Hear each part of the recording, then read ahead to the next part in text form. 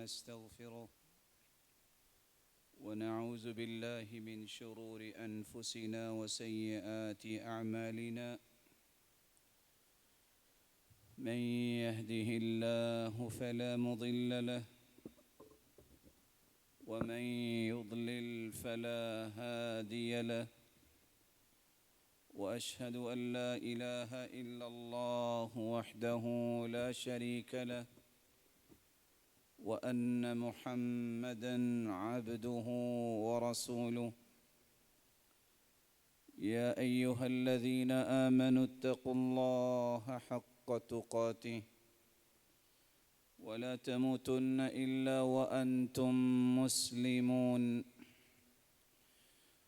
يا أيها الناس اتقوا ربكم الذي خلقكم من نفس واحدة وخلق منها زوجها وبث منهما رجالا كثيرا ونساء واتقوا الله الذي تساءلون به والأرحام إن الله كان عليكم رقيبا يا أيها الذين آمنوا اتقوا الله وقولوا قولا سديدا يصلح لكم أعمالكم ويغفر لكم ذنوبكم ومن يطع الله ورسوله فقد فاز فوزا عظيما أما بعد فأعوذ بالله من الشيطان الرجيم ما كان محمد أبا أحد من رجالكم ولكن رسول الله وخاتم النبيين وكان الله بكل شيء عليما لائق ست کریم سامعین مکرم، اللہ ذوالجلال ہم سب کے خالق و مالک اور رازق ہے۔ اس کا بے پناہ احسان ہے جس نے ہماری رشد و ہدایت کے لیے نوشتہ ہدایت قرآن مجید کو نازل کیا،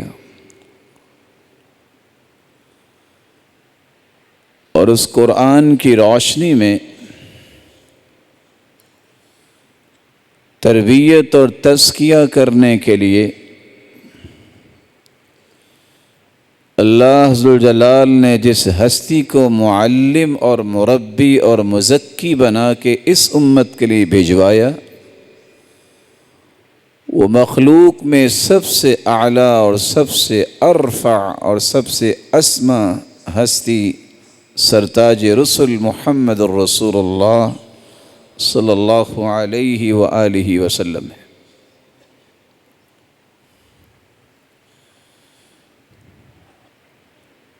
آپ کی بعثت کے بعد مسلمان وہ کنسیڈر کیا جاتا ہے جو دو چیزوں کی گواہی دے، زبان سے بھی، دل سے بھی اور عمل سے بھی۔ ایک گواہی اللہ ذوالجلال کی وحدانیت کی گواہی ہے کہ عبادت کے لائق اگر کوئی ہستی ہے تو وہ اللہ سبحانہ و تعالیٰ کی ہستی ہے۔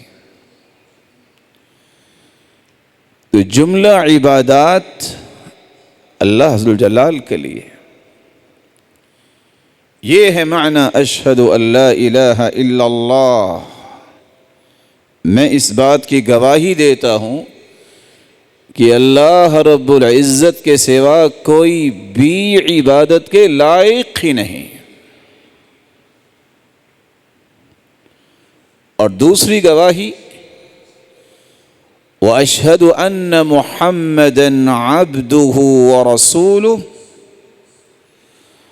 میں اس بات کی گواہی دیتا ہوں کہ محمد صلی اللہ علیہ وآلہ وسلم اللہ ذوالجلال کے بندے ہیں اور اس کے رسول ہیں۔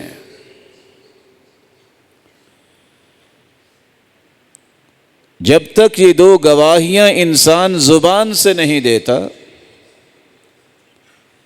دل سے اس کی تصدیق نہیں کرتا اور عمل سے ثابت نہیں کرتا، وہ مسلمان کنسیڈر نہیں ہوتا۔ جس نے رب تعالیٰ کی گواہی سے انکار کر دیا وہ بھی کافر، جس نے رسول اللہ صلی اللہ علیہ وسلم کا اس ہستی کی رسالت کا انکار کر دیا وہ بھی کافر،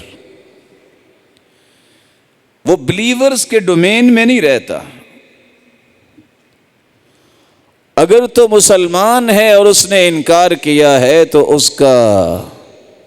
نتیجہ یہ نکلتا ہے من بدل دینا فاقتلوہ، جو مرتد ہو جائے، دین اسلام کو چھوڑ کر عیسائی بن جائے، یہودی بن جائے، کسی اور مذہب کو اختیار کر لے، وہ دین اسلام کو ترک کر دیتا ہے، اس کا ایک ہی علاج ہے کہ اس کی گردن تن سے جدا کر دی جاتی ہے، جو حکومت وقت کی ذمہ داری ہے۔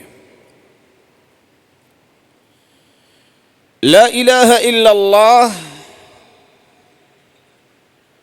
یہ کلمہ 12 حروف پر مشتمل ہے اور اس میں کوئی نکتہ نہیں۔ محمد الرسول اللہ، یہ دوسری گواہی بھی 12 حروف پر مشتمل ہے اور اس میں بھی کوئی نکتہ نہیں۔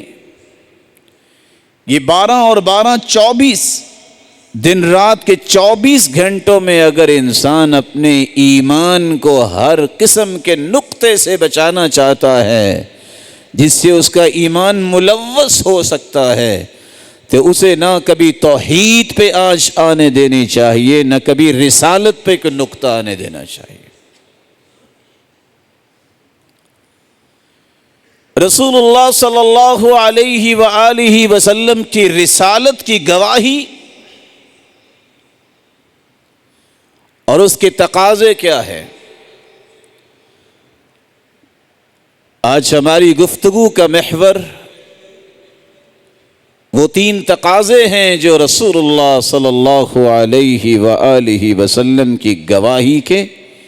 تقاضے ہر مسلمان پر فرض اور واجب ہیں۔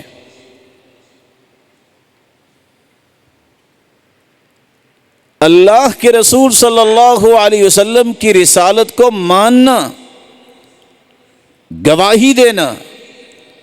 اس کا پہلا تقاضا یہ ہے